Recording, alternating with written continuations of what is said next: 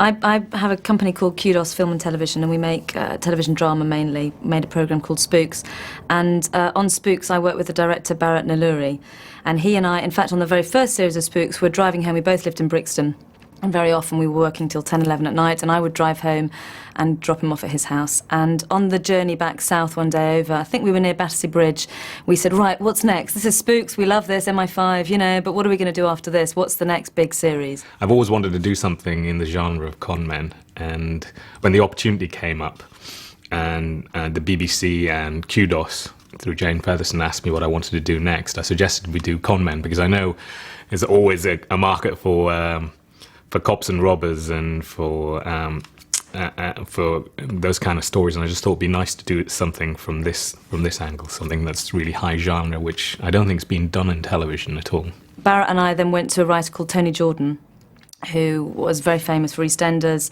and I'd been working with on several other projects at Kudos, and he was the only man I knew who would kind of understand the con world, I think, and really love it.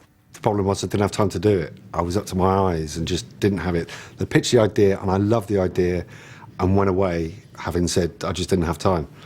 I then sat at home for a week and thought, oh no, someone else is going to do this, someone else is going to do this, it's going to be brilliant, and I'm going to miss it. And so I phoned and said, have you given it to anyone else yet? They said no. I said, please let me do it, I'll do it, I'll find time, I'll work, I'll do 2 shifts, anything, just let me do it. And that was how it started. When Tony and I sat down on the first day to discuss the development of the series and how we might make it feel original, because although it was inspired, say, by Ocean's 11 or The Sting, you know, it had to feel different, and as a series it had to work in a different way. We very much needed to feel that this was a gang who we could return to every week. When I first started to develop the show, the first thing I needed was obviously characters and to get a sense of what the cons were. So I read about 25, 30 books about old cons. I know some great old things, you know, books about con artists like Yellow Kid Wheel, The High Arse Kid, great stuff. So I read through those. And one thing that occurred to me was that the way that the knowledge of the long con had been passed through the generations. So that was the first thing I had, this sense of someone passing it down to someone, passing it down to someone. So that's where the character of Albert came from. I already had the image, Barrett's image of the guy in the tux with the tie, so I already had kind of Mickey Bricks in mind. So I gave him a mentor. And I thought, well, wouldn't it be great to see it over 3 generations? And that's where Danny Blue came from. And then what I realised was that the other thing I didn't want to do was to see any of their domestic lives. I didn't want to see where they live. It was all going to be hotels and all about, you know, cool, it's got to be stylish. So I didn't want to go and suddenly see him putting off this great long con and then going home and cooking egg and chips. It just wasn't going to work. So then I thought, well, I'm going to have to replace that with something. So then I realised that basically what I was doing was constructing a family. And I had a grandfather, a father and a son. So then it was about bringing in a avuncular guy, which was Uncle Ash, if you like, and then obviously either wife. So you've got Mickey and his wife, uncle, child and grandparent, and then suddenly I had a family. One of the first problems I had, and I think is sometimes when you get a problem, the solution turns out to be the best thing in the show. And one of the problems I had was putting across certain ideas and certain philosophies that the old con men used to have, but how to do that within the story and within the drama was really difficult. And that's when I hit upon the idea of doing a freeze frame. And I thought, wow, you know, if we're going to be stylish, we're going to do this thing right, let's freeze frame. And I remember telephoning Jane Featherstone and saying, I'm writing this scene where the entire cast stop mid-scene and talk to the audience and explain what's going on. You see, the first rule of the con is you can't cheat an honest man. It's never been done. And that became a trademark of Hustle. And then we added to that, which were looks to camera, some of the fantasy sequences, that all came from that original problem, which is I have to get the ethos of the con man over somehow. Am I going to do that? And that was a great way of doing it. The key is not to overuse it, and the balance for us is always that between the surreality of those fantasy moments, I suppose, and the truth of what actually is going on in the story, and we've got to keep the audience on a kind of real track at the same time. I think the look of Hustle was vital, and one of the reasons that I wanted to do the show in the first place was that it was being made by Kudos. And I know Kudos put the money on the screen. You know, I'd seen that with Spooks. And I knew that this was going to be stylish, this was going to look completely different to anything that's done before. because as a writer, I'm keen to move away when I can from cops and docs, and this was a new thing. This was something that no one had ever done before, and we were doing things within the show that had never been done before, and it had to look stylish. It had to exude all the things that the con was about. And one of the quotes that the old con man used to say is, "He likes the best of it," and that's what Hustle is. You had to see the best of it: the hotels, the cars, the women, the money. That was really important. So I've just produced the 2 series of Spooks, and Spooks 2 had just ended when we were starting up on Hustle, and there were lots of fantastic crew that I'd worked with on that, and basically I put a call into most of them straight away and said, look, you've just finished on Spooks, how do you want to come and work on the new series we're putting together? And so thankfully one of the big jobs that a producer has to do, which is putting together the whole crew, about 3/4 of them were sort of done on the first day of development. Thereafter that, you talk to other people in the industry, find out who's good. There's usually a few people you know of who you've wanted to work with and haven't been able to get involved. And we just employ people on the basis that they fit the sort of the style of working which we have, which is incredibly ambitious, very, very high pressurised. Instead of compromising a shot, we'll always be working out another way of achieving it and always be thinking like that. And that's very demanding, doing that day after day for a period of months. And so you've got to have the mentality that enjoys that challenge. The most important thing for the casting of the show was that those actors didn't feel like people you saw in everyday British dramas, because a lot of British drama, which is equally valid, is based in a soap reality and in a domestic bliss in a way, or domestic unhappiness actually, most of it. And for us in this series, these are extraordinary human beings who aren't quite like us, even though we may aspire to know them. Actually, I don't think I'd ever aspire to be one of those con artists. They're just too exceptional. So we needed people who looked wonderful, who could act brilliantly, and fundamentally had a more exceptional charisma, I think, than we normally need for British dramas. My ideas for casting were, obviously as a writer, what happens is you get pictures in your head. Now, Barrett had already given me a picture of George Clooney, because that was the original thing, this guy in a tux. And Mickey Bricks was in my head when I was writing George Clooney. So I had this kind of a guy in his 40s, white, a little stocky, kind of smooth, could be James Bond in another world, that kind of look. Casting the role of Mickey Bricks was without doubt the toughest job of the whole shoot. Basically, once Tony had delivered his first draft and read it, I just knew that everything was going to work with this show. But the key to it was getting the right character to play Mickey. And we met so many people, and we've met so many brilliant actors, but none of them quite nailed all the elements that Mickey needed to have. Adrian came in and just blew us away at the audition, and as soon as we all saw, we just thought we could totally redefine the character. We could give him a new impetus, and Adrian brought that with him.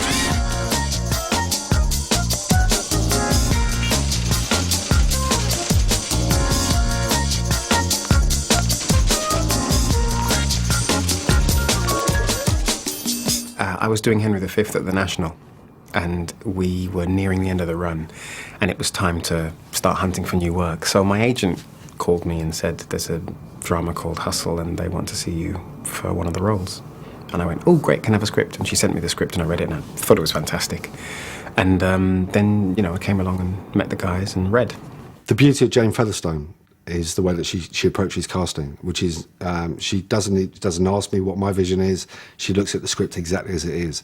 I remember when they sent me the first audition tapes for Mickey Bricks, we had those guys in there. But Mickey Bricks, the real Mickey Bricks, and the only one who could play Mickey Bricks was Adrian Lester. And she knew that. And she knew it when she sent the tape. And she phoned and said, what do you think? And I said, well, in my head, he was 47. He was white. He had short hair. He looked a bit like George Clooney. But yes, it has to be Adrian Lester. And yeah, so she'd already made up her mind by then. We went back to the script because he was much younger than originally written, and made some adjustments to him in terms of, I think we made him a little bit smoother and a little bit cooler, and also gave him a bit more of an edge, actually, because Adrian, surprisingly, can play the very light and the very fluffy, and then turn in a moment and you have this quite dark, quite, edgy person. No, I'm no expert, but I'd say that went like a dream. Hey? think his best personality traits are his loyalty to the others, the camaraderie, the way he looks after everyone in the group. They really are, it's said so many times in the press releases and so on, but they really are like family to him, because outside of this world, he doesn't have anyone else. He just has these guys, and that's it. And I think he's supremely intelligent, an amazing judge of human behavior and body language, and just a fantastic... I mean, if he went into a legitimate business, running any business, he would excel incredibly and would be on the fast track of being promoted. But he chooses to live and work outside the law. And yeah, he's a very, very sharp man. Not like me, who attempts to play him with a degree of intelligence. It's a strange thing, but the character I'm playing is much more intelligent than I am. I actually didn't think there was anybody that cool in the world. I always knew Mickey Briggs was cool, but Adrian just brings this presence, but also gravitas. You know, there's a couple of times when Mickey turns, and you actually does make go, whoa, there's more to this guy than meets the eye. But he's incredibly charismatic, and I think that was the vital ingredient for Mickey Briggs, and Adrian's got that in abundance. He sings a lot. He's very into Motown. We play a little game that we have to sing a little riff of a song, and then whatever word you end on, then you have to start the next riff of a song. But he's very into Motown, and I like rock music, so it kind of doesn't work that well. But he's always breaking into song, and he's a sweetheart. What's it like working with Adrian Lester? Which one does he play? Adrian and Marc get to wear all the best gear, so I mean that's sort of it's been a slight bone of contention really, in as much as I don't get to wear the best gear, which is the point really. But when you see how good they look in it, you think, well, I quite like a bit of that as well. But alas, it was not to be. So second time round, I've tried to sort of wangle myself into the occasional suit for a bit longer, but. You know, I think the nature of the beast is that they're the boys that go out and do it, and I stay at home in a sort of Marks and Spencer's driving coat and a pair of jeans. I think the first thing I remember about Adrian is that there was this bar and it was quite high, and I kind of jumped on it and then got my knees on it and, you know, like you do, and then finally stood up. And I remember Adrian went from absolutely standing still and jumped straight onto the bar in the splits. Nobody likes to show off. And that kind of set the tone, and we didn't really speak from then on. Marc was actually the first one of the five that we cast, and he came in on the second day of our casting process, and just completely was the Danny Blue character. It was extraordinary. He just came in and he just pressed all the buttons, and the energy that he has on screen just came across in the casting process. Also, he's very much into magic tricks, and he was showing us these ways of nicking wallets and hiding coins and everything like that, and you could just see that this was a wheeler-dealer guy, and you know, he just walked out of the room, we all turned to each other and said, well, that's number one down, that's Danny Blue sorted, and that was a joyous moment.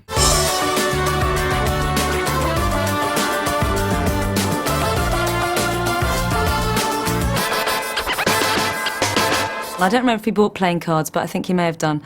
But I think he sort of started fiddling around with things on the table, and before we knew it, we were kind of entranced in this sort of little con that is Marc Warren. And there we were saying, yep, absolutely, this is Danny. And I think, yeah, very, very easy casting, actually. When I heard that Marc Warren had been cast as Danny Blue, I think I did a lap of honour around the garden. I'd seen Marc's stuff, and I knew how good he was. And Marc brought Danny to life in a way that a lot of actors couldn't, because what Danny Blue needed was a twinkle in the eye, and you can't act a twinkle in the eye. You can't find that anywhere. You've either got it or you haven't, and it's the cheekiness and the naughtiness.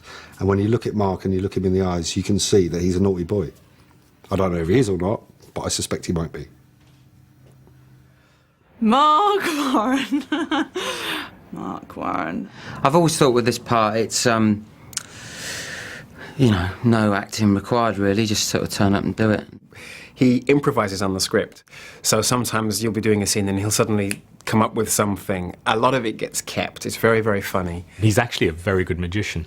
He can, you might get him to do a few tricks for you later, but he's a clever boy, and he injected a lot more humour as well. He brought in a lot of humour and a lot of what that character is really in the show. Having said that, I think he has a really strong emotional side and a really strong human side, and I think that's what gives his character the resonance that he has in the show, and that's purely Marc. Marc Warren is a wonderfully talented young man who has a terrific personality on screen, and very glib and very facile, and a very courageous actor in the sense that he will try almost anything, and if it fails, it doesn't bother me to try something else. Marc Warren. When he started the first week, he was playing Danny, i.e. a new character to Marc Warren, and Danny was playing someone else, an American. And I think that was pretty hard going on him for the first week, actually, because he didn't yet know who Danny was, actually, and yet he was playing somebody playing Danny. At one point, I really thought I'd lost it, because the accent just sounded so un-New York. The only time I kind of got into it was when I did the scene in episode 1 where I knock on the door and try and get my way into the gang, and then I kind of got a little gist of it, and I just thought, you just got to have fun with this. What can I say on camera about Marc Warren? Well, he sexually harasses me every day of my working life. Yeah, she's kind of cute. And Marc, if you're watching, it ain't ever gonna happen. He improvises all the time and changes words all the time. And whenever I get a good bit in Hustle, like whenever I get the punchline, he like steals it by then kind of going to the director, you know what? I think that I do this. And his bit is like much funnier. So he's really annoying, basically. Yeah, I love working with him. Jaime Murray.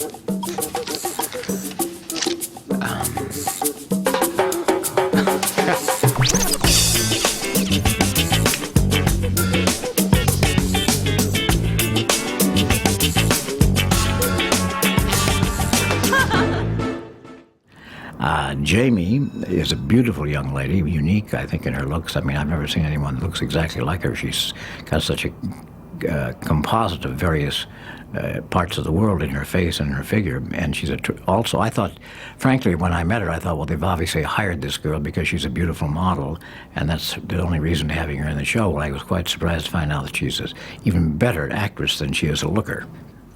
I think we were just very lucky in our timing to find Jaime and get her before she became a star, because I think in 3 years' time, if I'm trying to renew her contract, I'm sure it'll be a challenge. She's extraordinarily beautiful. She can act the socks off everybody, and she just has this fantastic poise and presence. And she's incredibly young, which makes everybody very, very jealous on the set. But I think she's going places, that one. I think that Stacey was pretty well written, actually. It was pretty much on the page, actually. She was, you know, as soon as I read her, I thought she was kind of pretty sassy and intelligent and clever and, you know, quite a cool customer. Much cooler than I could ever hope to be. She's a bit of an enigma, really, because she's got this sort of huge sophistication and glamour about her. But she's got the most fantastic sense of humour, and she's always winding people up. I mean, she locked Marc Warren in his dressing room yesterday because he had a key and he left the key in the lock, and he was desperate to go to the loo, and she locked the door and she ran away. Jaime. Well, Danny's completely amazed by Stacey, and thinks she's beautiful and intelligent and intoxicating and unfathomable and interesting, creative, very sexy, witty, looks great in a dress, looks great in a red dress, great to play strip poker with. Danny thinks all those things. That's it.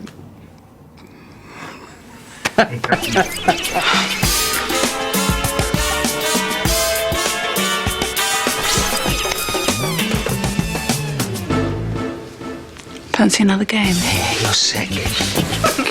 Berries. Albert's on his way. Oh, please. Just killing a bit of time.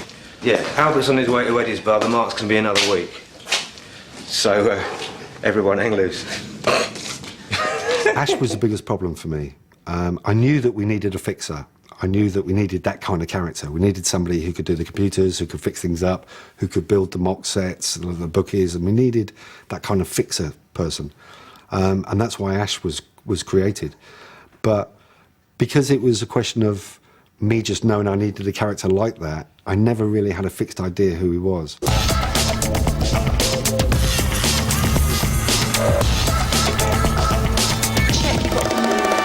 I sort of went for it as somebody who was sort of slightly enigmatic, a bit of an outsider and a bit of a loner. You didn't know much about him in terms of his personal life or any sort of background. It was sort of mentioned that maybe he'd done sort of fairground work. He'd sort of come from that sort of background. Robert Glenister is probably one of the finest actors in Britain, I would say. I think he's a very subtle and interesting, nuanced actor that we were very lucky to get.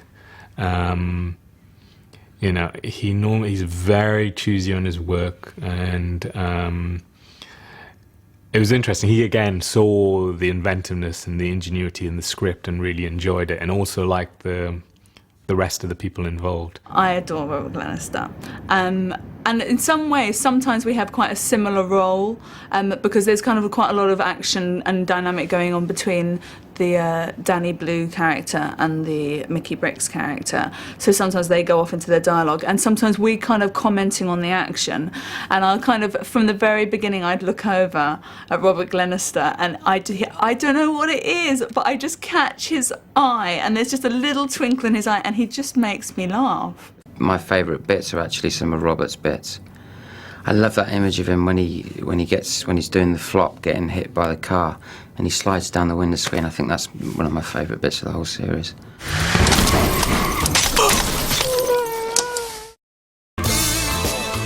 Robert Vaughn, the last of the Magnificent Seven.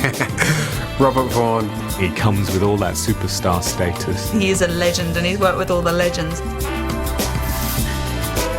I grew up watching The Man from U.N.C.L.E. and, you know, I watched Magnificent Seven. So when I heard that Robert Vaughn was possible to play Albert, I just was so excited. But then the image that I had was from The Man from U.N.C.L.E. and I thought, oh, no, it's not right. But then when I saw Robert Vaughn as he is today,